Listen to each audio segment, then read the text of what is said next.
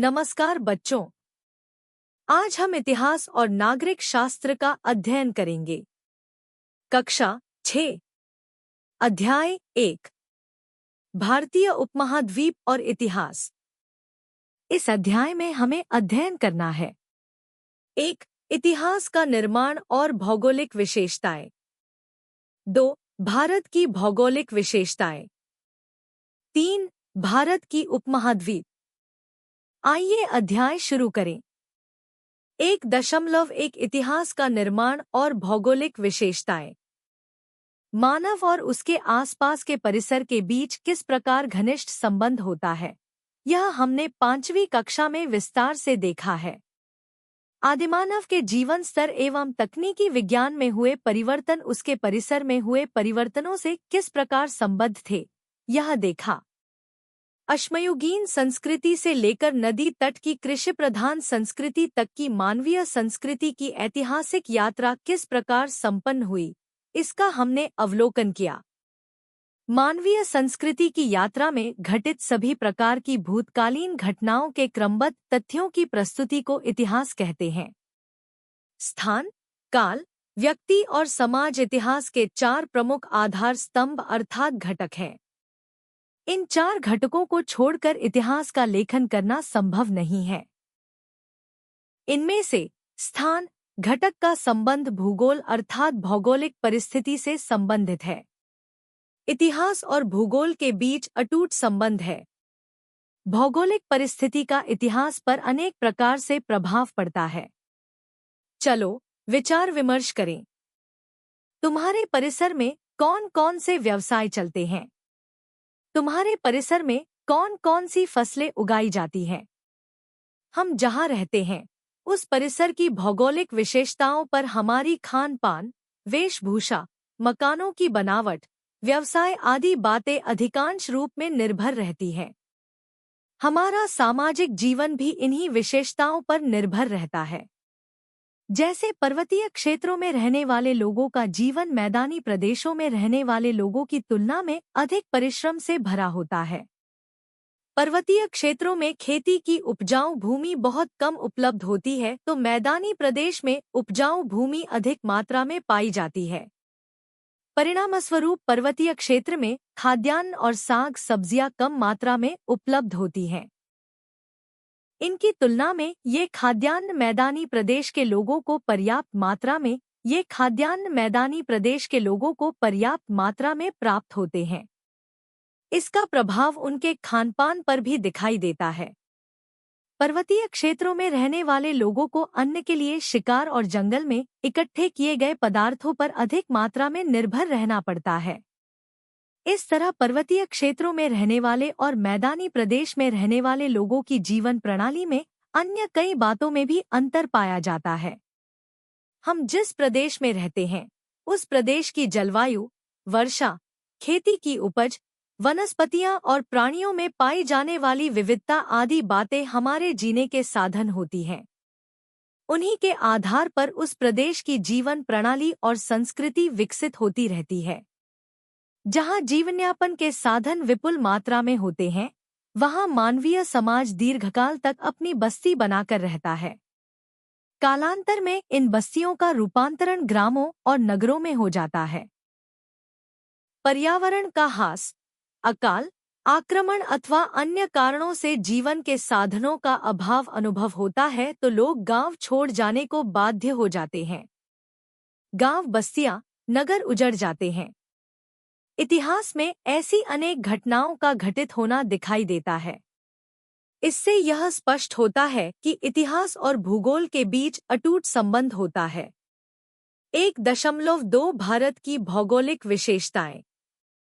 हमारे भारत देश का विस्तार बहुत विशाल है।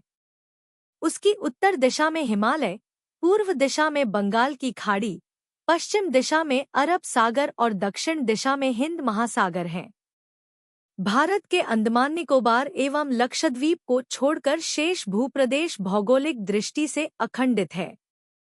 प्राचीन भारत के इतिहास का अध्ययन करते समय हमें इस भूप्रदेश को ध्यान में रखना चाहिए, क्योंकि इसी भूप्रदेश का उल्लेख हम प्राचीन भारत के रूप में करने वाले हैं। वर्तमान पाकिस्तान और बांग्लादेश इस 1947 के पूर्व प्राचीन भारत के अंग थे। भारतीय इतिहास की विकास प्रक्रिया का विचार करें तो निम्न 6 भूप्रदेश महत्वपूर्ण माने जाते हैं। 1. हिमालय। 2. सिंधु गंगा ब्रह्मपुत्र नदियों का मैदानी प्रदेश। 3. थार का मरुस्थल। 4. दक्खन का पठार। 5. समुद्री तटों के प्रदेश। 6. समुद्र में स्थित द्वीप। 1. हिमालय। हिंदुकुश और हिमालय पर्वत के रूप में भारतीय उपमहाद्वीप की उत्तर दिशा में मानो एक अभेद्य दीवार खड़ी हुई है। इस दीवार के कारण भारतीय उपमहाद्वीप मध्य एशिया के मरुस्थल से अलग हो गया है, परंतु हिमालय पर्वत के खैबर और बोलन दर्रे में से एक व्यापारिक सड़क जाती है। यह सड़क मध्य एशिया से गुजरने वाले प्राचीन व्यापारिक मार्ग से जोड़ी गई थी। चीन से निकलकर एवं मध्य एशिया होकर अरब प्रदेश तक पहुंचने वाला यह व्यापारिक मार्ग रेशम मार्ग के रूप में जाना जाता था, क्योंकि इस मार्ग द्वारा पश्चिमी देशों में भेजे जाने वाले माल में रेशम प्रमुख वस्तु थी। इन्हीं दरों में से आने वाले मार्ग से अनेक विदेशी आक्रमणकारियों ने प्राचीन भारत में प्रवेश किया। अनेक विदेशी यात्री भी इसी मार्ग द्वारा भारत में आए। 2. सिंधु गंगा ब्रह्मपुत्र नदियों का मैदानी प्रदेश। यह मैदानी प्रदेश 3 बड़ी नदियों सिंधु, गंगा और ब्रह्मपुत्र और उनकी सहायक नदियों की घाटियों से बना है। यह प्रदेश पश्चिम में सिंध पंजाब से लेकर पूर्व में वर्तमान बांग्लादेश तक फैला हुआ है। इसी प्रदेश में भारत की अति प्राचीन नगरीय हड़प्पा संस्कृति और उसके पश्चात प्राचीन गणतांत्रिक राज्यों एवं साम्राज्यों का उदय हुआ। क्या तुम जानते हो, अफ्रीका महाद्वीप में सहारा मरुस्थल संसार का सबसे बड़ा मरुस्थल है। 3. थार का मरुस्थल। थार का मरुस्थल राजस्थान, हरियाणा और गुजरात के कुछ क्षेत्रों में फैला हुआ है। इस मरुस्थल का कुछ क्षेत्र वर्तमान पाकिस्तान में भी व्याप्त है। इसके उत्तर में सतलुज नदी, पूर्व में अरावली पर्वत की श्रेणियां, दक्षिण में कच्छ का रण और पश्चिम में सिंधु नदी है।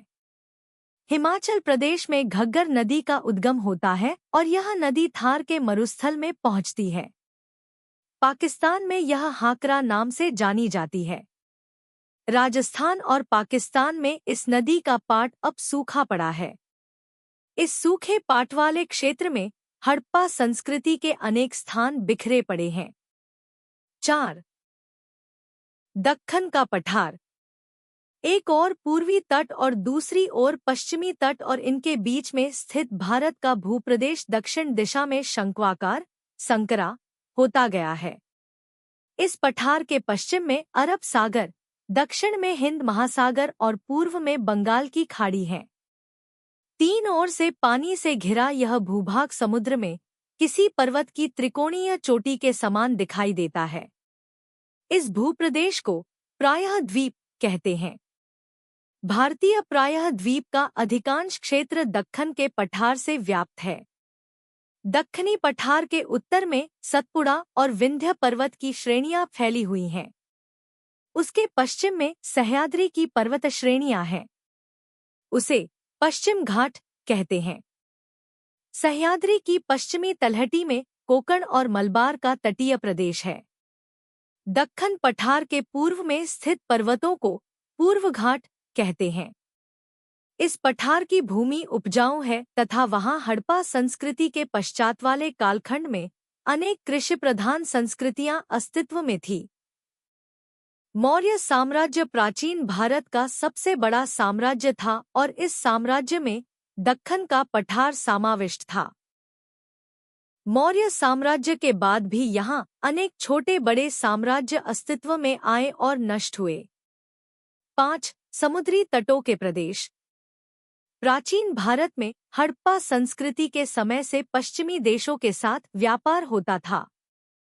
यह व्यापार समुद्री मार्ग से चलता था। परिणामस्वरूप भारत के समुद्री बंदरगाहों से विदेशी संस्कृतियों और लोगों के साथ भारत का संपर्क और लेन देन होता था। कालांतर में सड़क मार्ग से भी व्यापार और संचार प्रारंभ हुआ। फिर भी समुद्री मार्ग का महत्व बना रहा। 6 समुद्र में स्थित द्वीप। बंगाल की खाड़ी में स्थित अंडमान और निकोबार भारतीय द्वीप है। साथ ही भारतीय द्वीपों का समूह लक्षद्वीप अरब सागर में स्थित है। प्राचीन समय में चलने वाले समुद्री व्यापार में इन द्वीपों का महत्व रहा होगा। पेरिप्लस ऑफ द एरिथ्रियन सी अर्थात लाल सागर की जानकारी पुस्तिका नामक पुस्तक में भारतीय द्वीपों का उल्लेख मिलता है। यह पुस्तक एक अनाम ग्रीक नाविक द्वारा लिखी गई है। करके देखो। भारत के मानचित्र प्रारूप में निम्न स्थानों को अंकित करो। 1 हिमालय पर्वत। 2 थार का मरुस्थल। 3 पूर्वी समुद्री तट। 3 भारतीय उपमहाद्वीप। हड़प्पा और मोहनजोदड़ो नगर वर्तमान पाकिस्तान में हैं। अफगानिस्तान, पाकिस्तान, नेपाल, भूटान, बांग्लादेश, श्रीलंका और हमारा भारत देश मिलकर बना हुआ संपूर्ण भूभाग दक्षिण एशिया नाम से जाना जाता है। इस भूभाग में भारत देश के विस्तार और महत्व को ध्यान में रखते हुए इस भूप्रदेश को भारतीय उपमहाद्वीप भी कहते हैं। हड़प्पा संस्कृति का विस्तार प्रमुखतः भारतीय उपमहाद्वीप के पश्चिमोत्तर भाग में हुआ था। चीन और म्यांमार यद्यपि हमारे पड़ोसी देश हैं, परंतु ये देश दक्षिण एशिया अथवा भारतीय उपमहाद्वीप के हिस्से नहीं हैं। फिर भी इन देशों के प्राचीन भारत के साथ ऐतिहासिक संबंध रहे हैं। प्राचीन भारत के इतिहास के अध्ययन में इन देशों का महत्वपूर्ण स्थान है।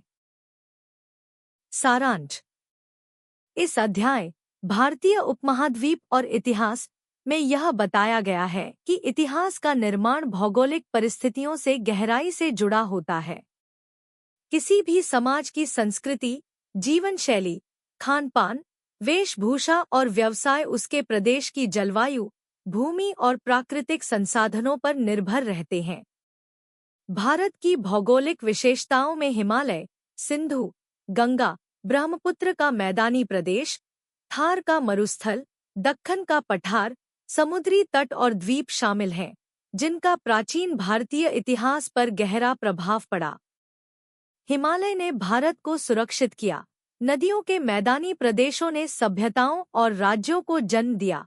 मरुस्थल और पठारों ने संस्कृति को अलग रूप दिया तथा समुद्री तट और द्वीपों ने विदेशों के साथ व्यापारिक संबंध स्थापित किए। अफगानिस्तान, पाकिस्तान, नेपाल, भूटान, बांग्लादेश, श्रीलंका और भारत मिलकर दक्षिण एशिया या भारतीय उपमहाद्वीप कहलाते हैं। इस प्रकार इतिहास और भूगोल के अटूट संबंध के माध्यम से भारतीय उपमहाद्वीप की ऐतिहासिक यात्रा को समझाया गया है।